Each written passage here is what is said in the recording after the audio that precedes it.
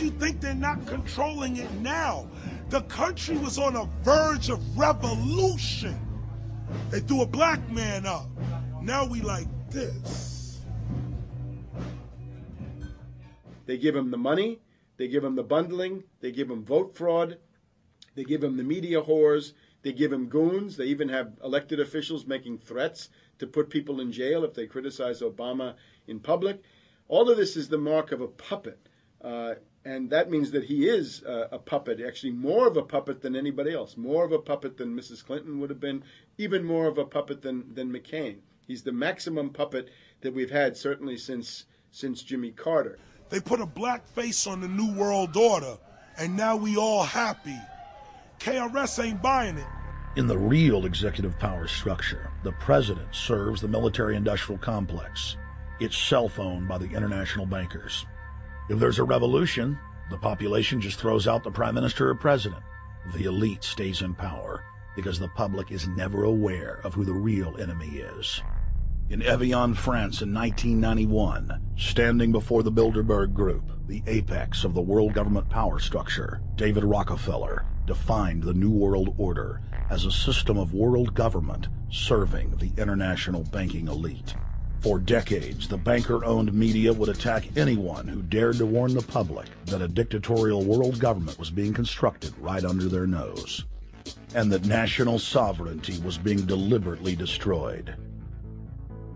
And now, after years of denial, the media and the elite themselves are proudly announcing that not only is world government real, but is the answer to the financial crisis that they carefully engineered.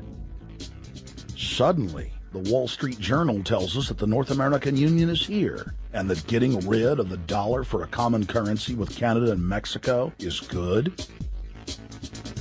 The Financial Times of London, published by a member of the Bilderberg Group, crowed that a dictatorial world government had been kept in the shadows for our own good, and that it was now time for it to emerge from behind the curtains of national security. White House Chief of Staff Rahm Emanuel stated on record that they can't let this crisis go to waste. You never want a serious crisis to go to waste. And what I mean by that, it's an opportunity to do things that you think you could not do before. And Henry Kissinger, who gave Barack Obama his first job out of college, told national television that the economic collapse was a great opportunity to bring in the New World Order. He went on to say that Barack Obama was the perfect person to sell it to the world. But he can give a new impetus to American foreign policy, partly because the reception of him is so extraordinary around the world. I think his task will be to develop an overall strategy for America in this period when really a new world order can be created. It's a great opportunity. It isn't such a crisis. In June of 2006, our team traveled to Ottawa, Canada, to gather intelligence on the shadow government's agenda for the coming years. I think that's the Queen. Investigative journalist and best-selling author Daniel Estulin had been tracking the Bilderberg Group for more than 16 years. His moles inside Bilderberg informed him that the elite were planning to first run the price of gas up to $150 a barrel, unimaginable in 2006. He also reported that after suckering the middle class back into the stock market, the group was going to implode the subprime mortgage market and destroy public confidence.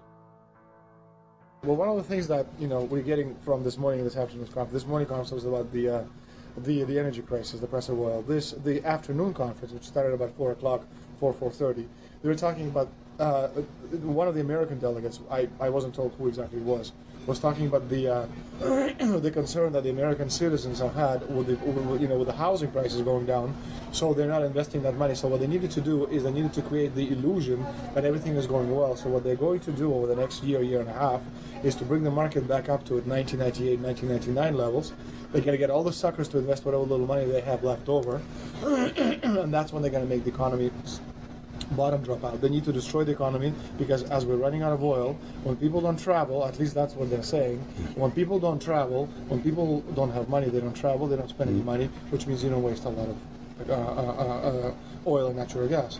That's the afternoon. So how does this source, I mean, just ballpark, I mean, so you have the sources of... Well, actually, there are two people who are members of the Bilderberg Club. It's actual members. They're members of the Bilderberg Club who, for years and years and years, have been going and participating in all the conversations. They've always been dead on, always.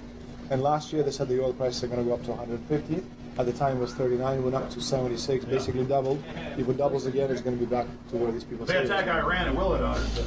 Year after year, Estelin and other reporters like Jim Tucker are able to report on future events with stunning accuracy, all because they know the agenda of the Bilderberg Group. The Bilderberg Group sits at the top of the world power structure. 125 of the richest and most influential individuals on the globe make up its membership. From Istanbul, Turkey to Chantilly, Virginia, we have tracked the elusive Bilderberg Group. Bilderberg always insist on a media blackout. By June of 2008, we had already figured out that Barack Obama was the elite's puppet of choice. The national media claimed that during the weekend the Bilderberg Group was scheduled to meet, that Obama had speaking engagements set for Chicago and the Midwest. We knew better. In a classic bait-and-switch, the Obama campaign told the press corps to get on Obama's campaign plane, and that Obama would join them on the flight to Chicago. Campaign staff then slammed the door shut.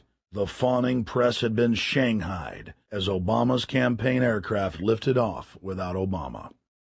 Robert, why were we not told about this meeting and that the senator wouldn't be on our flight until the doors were shut and we were about to taxi to take off? Again, we had a desire, Senator Obama had a desire to do some meetings. Others had a desire to meet with him tonight in a private way, and that's what we're doing. We set up these meetings.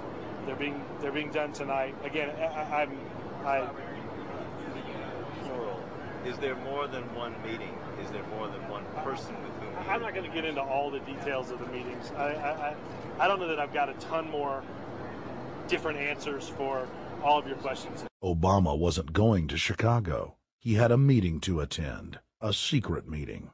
Initially, it was believed that the secret meeting took place at Clinton's Washington, D.C. home. Obama's spokesman denied that, but won't confirm where the former rivals met. He also declined to comment on their topics of discussion. For a day and a half, the mainstream media engaged in a wild goose chase, trying to find out where Hillary and Obama had gone. 3 cover stories later, the corporate press had to admit they had no idea where the two candidates had gone. And